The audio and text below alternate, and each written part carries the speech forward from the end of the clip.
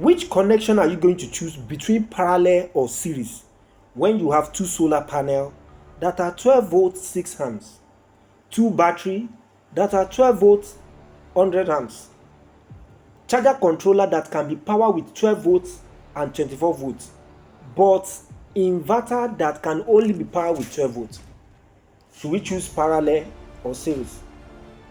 What's the difference between both of these connections?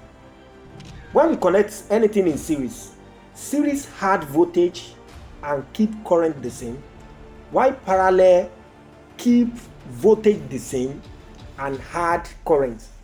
That means if we connect this solar panel in series, we are going to have 24 volts, but this current is going to remain the same, 6 amps.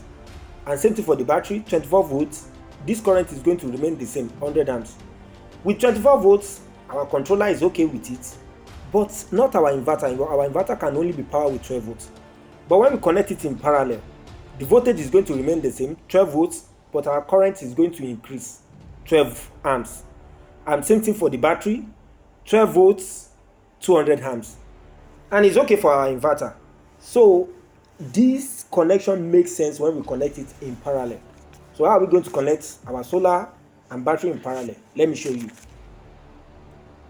When we connect 12 volts 6 amps plus 12 volts 6 amps, is going to have 12 volts 12 amps, and this is parallel connection. For this connection, we are going to make use of T and Y MC4 connector. So we are going to connect positive of this first panel to the positive of this second panel.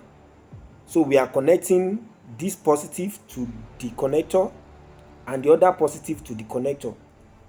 So this is the positive side that will go to the controller, and we are going to do the same thing for the neutral. So with this, we have connected our panel in parallel, and we are going to do the same thing for the battery. We are going to connect the positive side of the first battery to the positive side of the second battery, and then same thing for the neutral.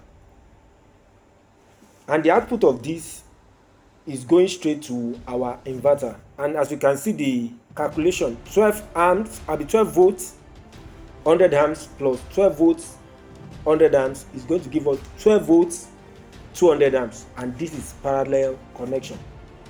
Let's start the connection.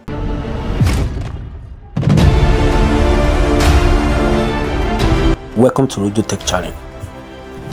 These are the things I've already showed you, and if you want an explanation on each and all these tools that you are seeing, watch my first video on solar panel. So we are going to start this connection from the battery. We are going to connect our battery in parallel, like I've showed you earlier, neutral to the neutral, positive to the positive. And I've mentioned in my first video that anytime you are connecting your solar panel, first connect your battery to your controller. Is extremely important. We are connecting our battery to our controller. First, we are going to start with neutral, and we are going to connect it to the neutral terminal of this controller. And we are going to do the same thing for the positive also. So after that, we are going to connect our panel from this panel to the connector, to our breaker, to our controller, and we are doing it right now. And I mentioned it in my previous video. Please, anytime you are running your connection, make sure you follow the polarity. Positive to the positive terminal, negative to the negative terminal. Don't make any mistake of connecting or misplacing this connection can damage your controller. If it is your inverter, it can damage it. Make sure you follow the polarity. So we are connecting this output of this battery to our inverter, and also we are following the polarity. We are start with neutral and then positive.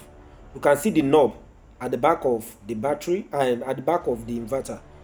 So now the output of this inverter, we are connecting it to this our distribution board. You may be thinking, why are we using distribution board? It's for protection. The way we are using MCB breaker to protect our controller and our battery, same thing we are doing it for our load here. So we are connecting neutral to the DB and positive to the DB. So output of this distribution board will power our AC load. And also some people make use of DC load like fan, fridge, and some other DC load like that. So we are connecting these last two terminals to our DC load. So with this, we are through with our connection.